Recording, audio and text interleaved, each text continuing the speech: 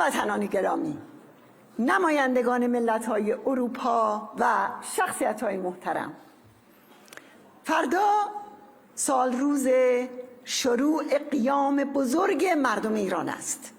قیامی که موقعیت سرنگونی رژیم را بارز کرد و مردم ایران را با پشتوانه 4 دهه مقاومت سازمان یافته در آستانه جهش به دوران تازه از تاریخ خودش قرار داد. قیام با جان باختن مظلومانه ژینا امینی مهسا در اثر ضربات وحوش خامنه‌ای در گشت سرکوب زنان جرقه خورد. من در همون شب به عزای عمومی فراخوان دادم. خامنه‌ای با ویروس کرونا بر انبار باروت خشم مردم بعد از قیام آبان 98 سرپوش گذاشته بود. اون صریحاً و رسماً واردات واکسن از اروپا و آمریکا رو ممنوع کرد تا بتونه در برابر قیام‌ها با جان‌های 550,000 نفر از هموطنان ما یک سپر انسانی بسازه، در حالی که در کشورهای همسایه تلفات انسانی نسبت به ایران بسیار پایین‌تر بود. البته در همین فاصله خیزش‌های مردمی در مناطقی مانند چهارمحال بختیاری و خوزستان، بلوچستان و اصفهان سر باز کرده بود. خیزش‌های تشنگان و گرسنگان برای نان و آب و آزادی در اصفهان به اوج رسیده بود. فرو ریختن متروپول آبادان و زیر آوار موندن بیگناهان، اون هم به خاطر فساد و دزدی در ساختن این بنا در همدستی با سپاه پاسداران، خشم مردم رو به اوج رسوند و سرانجام از جرقه حریق برخاست و بغض فرو خورده در سراسر ایران شعله ور شد. من به خوبی به یاد دارم که وقتی مقاومت ایران در 16 آبان در 52مین روز قیام اعلام کرد که رژیم بیش از 30,000 نفر رو دستگیر کرده، در خارج از ایران کسی اون رو باور نمی کرد و اون رو مبالغه می دونستند. اما 2 ماه بعد رژیم خودش اعلام کرد که خامنه‌ای 100,000 زندانی رو به اصطلاح عفو کرده که 30,000 نفر از اونها مربوط به اغتشاشات بودند که این نام مستعار قیامه برای رژیم ملاها. قیامی که در اون نیروی آگاه و شورشگر با صدای بلند گفت که دیکتاتوری در هر شکل اون رو نمیخواهد، نه شاه و نه شیخ.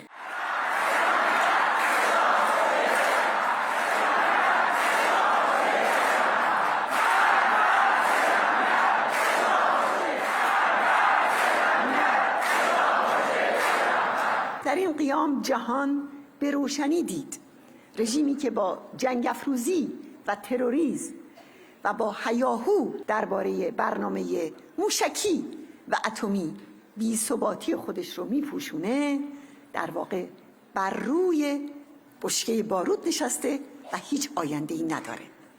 همه دیدند این ادعاها که گویا زمانه انقلاب در ایران سپری شده یا نسل جوان به مبارزه پشت کرده اند و یا اینکه جنبش مقاومت پشتوانه اجتماعی نداره، همه اینها افسانه‌های باطل رژیم و محافل مماشاتگره.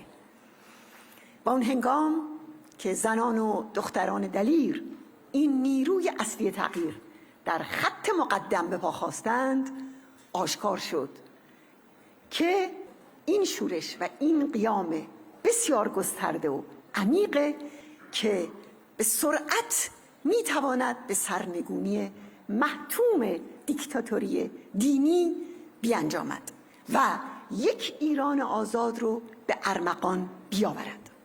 در اینجا من میخوام به زنان و همچنین مردان پیشتازی که در 4 دهه گذشته مشعل مبارزه با دیکتاتوری مذهبی رو فروزان نگه داشته‌اند ادای احترام کنیم.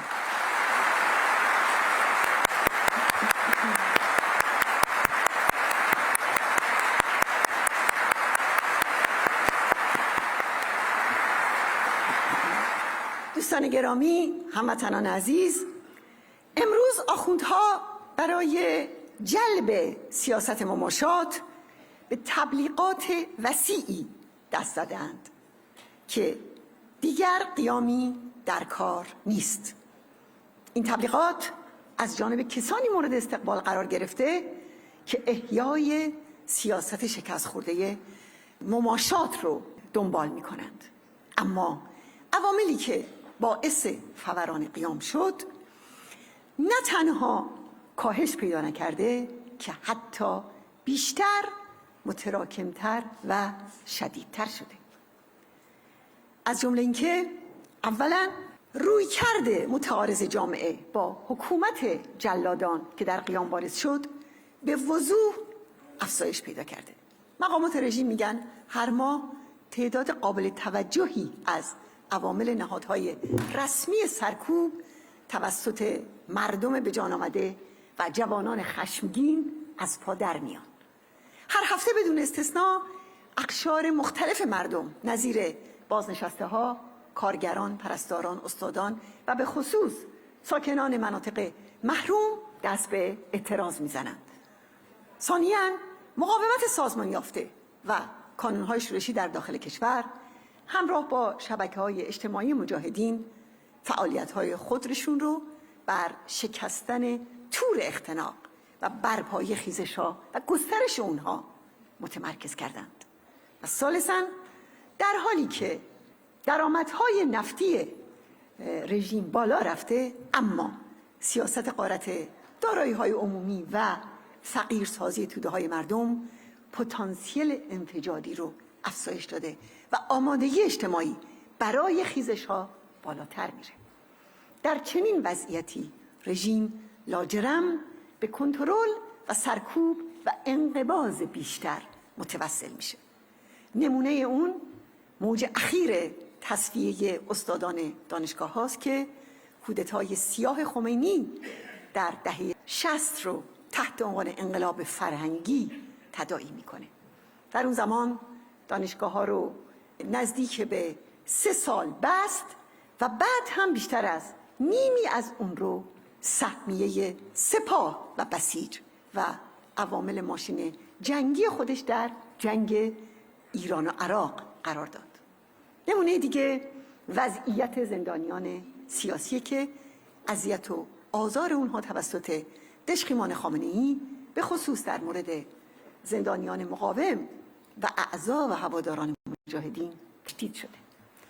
و باز نمونه دیگه سرکوب بیوقفه در بلوچستان و همچنین خط و نشان کشیدن برای زمینگیر کردن گروه‌های کرد ایرانی در کردستان عراق.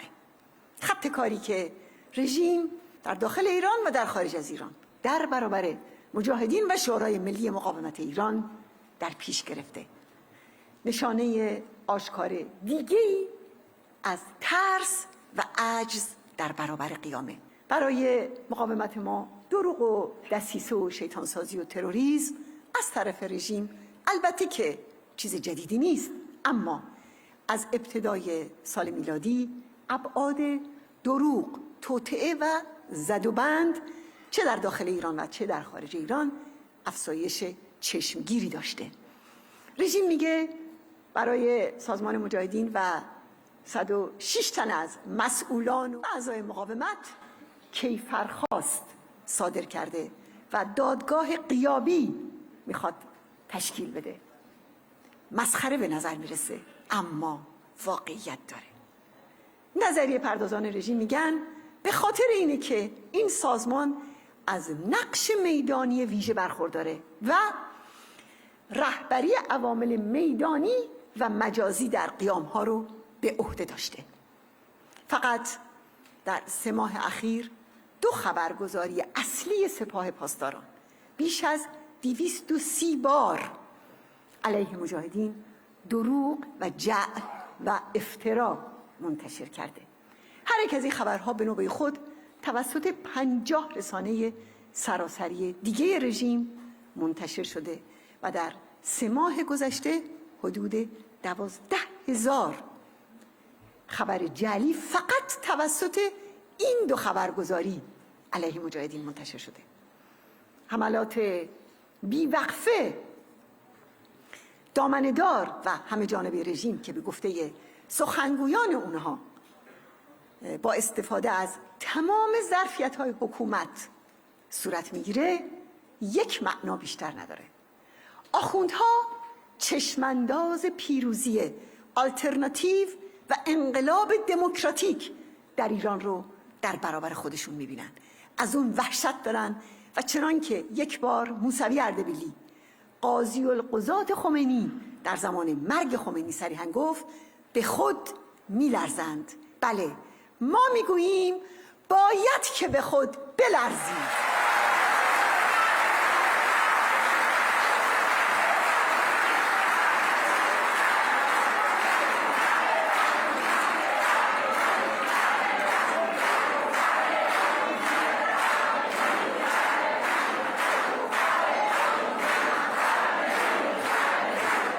راستی چرا رژیم به این تلاش‌های مذبوحانه دست میزنه؟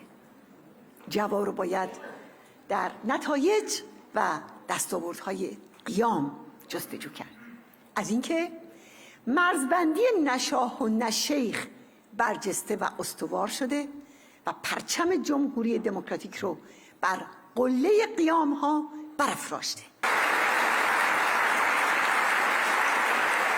حصارهای جبهه خلق در برابر هر نوع دیکتاتوری و وابستگی مستحکم شده و مشت افراد و جریانهای دو دوزه باز در جبهه استبداد و وابستگی باز شده.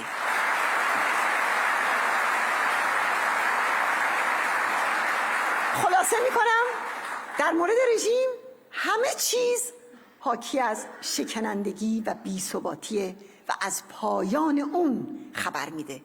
و در مورد مقاومت، مسیر انقلاب دموکراتیک که از 42 سال پیش آغاز شده تثبیت شده و اعتلا پیدا میکنه.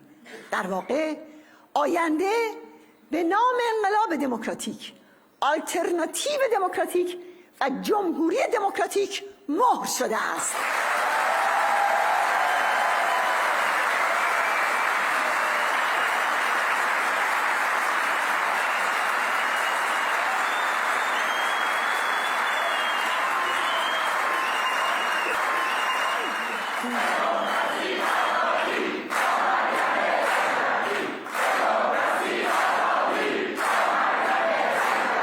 این همان سیما و سمتگیری اصولی و اصیل شورای ملی مقاومت ایران از 42 سال پیش تا کنون است که مسعود آن را بنیان گذاشت و به قول اون به یقین میتوان گفت برخلاف انقلاب مشروطه و انقلاب ضد سلطنتی این بار انقلاب ماندگار است و سرقت آن امکان پذیر نیست.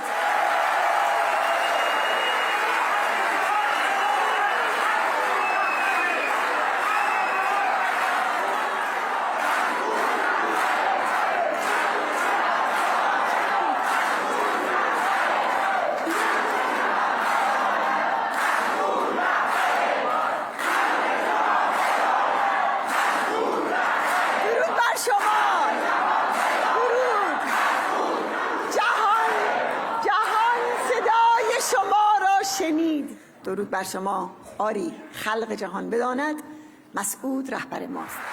دوستان گرامی، دوستان عزیز، آخوندهای حاکم بر ایران هیچگاه به اندازه امروز نیازمند از سرگیری سیاست مماشات نبودند.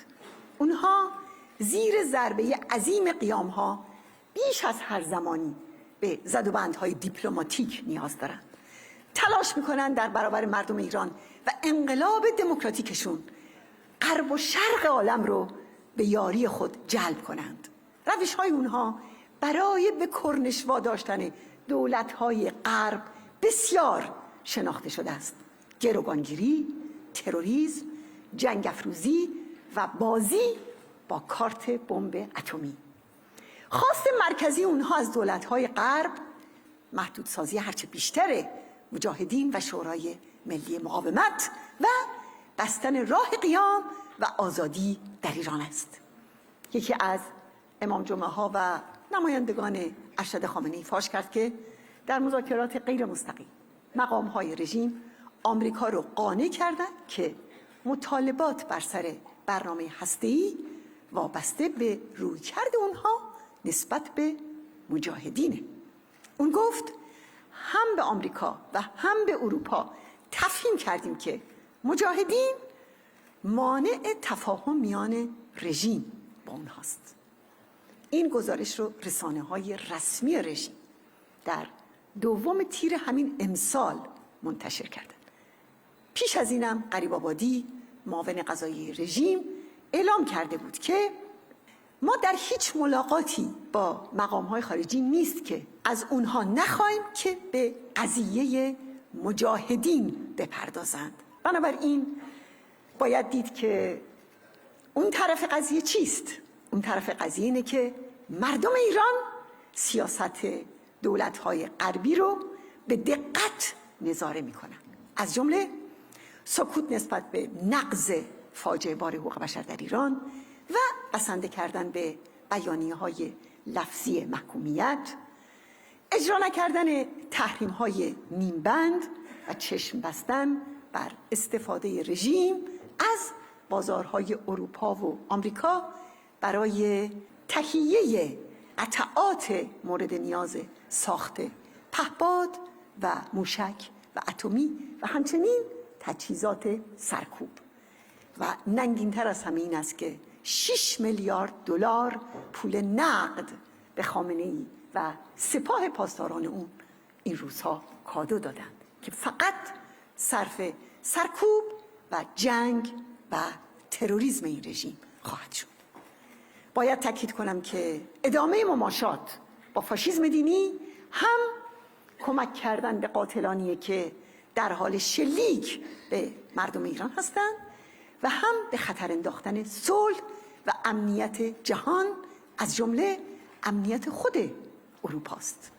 تاکید میکنم آقایان، به گروگانگیری و ساخت پهپاد و به دیپلمات تروریست های بمبگذار مشوق ندهید. آنها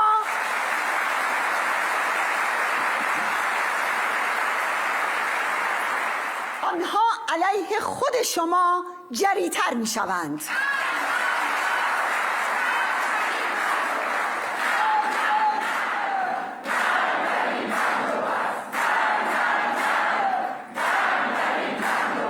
سیاست صحیح این است که سپاه پاسداران را به عنوان یک سازمان تروریستی اعلام کنید.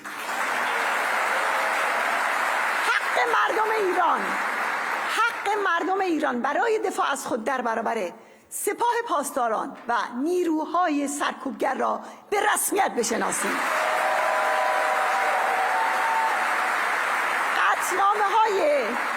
قطعنامه‌های ششگانه شورای امنیت ملل متحد علیه رژیم را دوباره احیا و فعال کنید. پرونده نقض وحشیانه حقوق بشر در ایران را به شورای امنیت ارجاع دهید.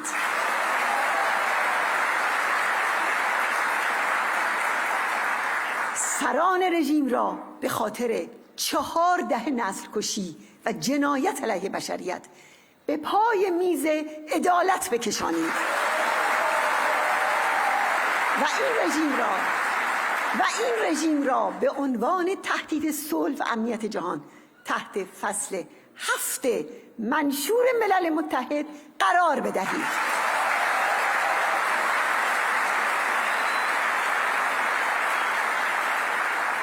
هموطنان و شخصیت‌های محترم، و میخوام قدردانی کنم از حدود 1000 تن از زنان صاحب نام جهان از بالاترین مدارج رهبری سیاسی، علمی، هنری و اجتماعی که در سالگرد قیام با انتشار بیانیه مشترکی از مبارزه زنان پیشتاز در مقاومت ایران و همچنین نقش دختران و زنان شجاع ایران در قیام حمایت کردند.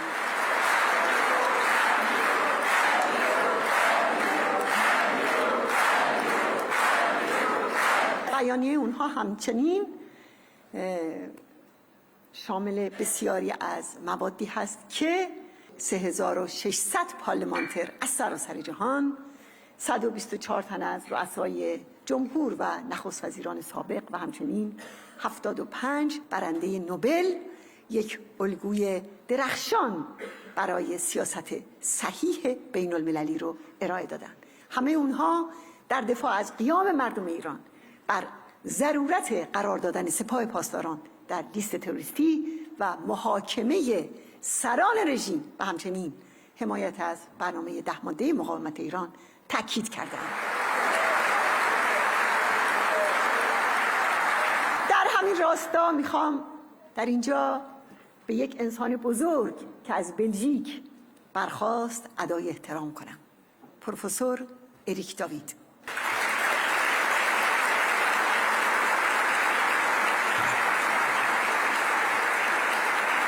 پروفسور اریک داوید، متفکر والا و شریف و صدایی که جهان امروز بی اندازه به آن نیازمند است.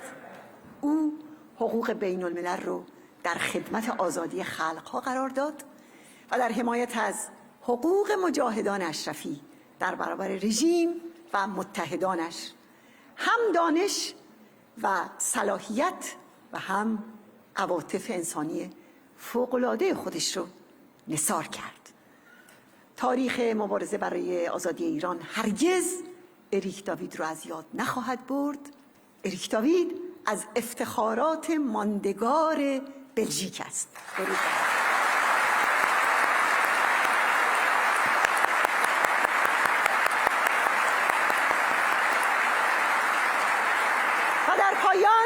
و در پایان میخوام بر یک حقیقت تاکید کنم که اعتقاد مشترک ایرانیان به پا خواسته است. هر قدر آخوندها سرکوب کنند، هرچه با شرق و غرب عالم زد و بند کنند، هر قدر دروغ به هم ببافند و دسیسه بچینند و محاکمه نمایشی راه بیندازند و خود را به در و دیوار بکوبند، غیر ممکن است که بتوانند این رژیم از نفس افتاده را نجات بدهند.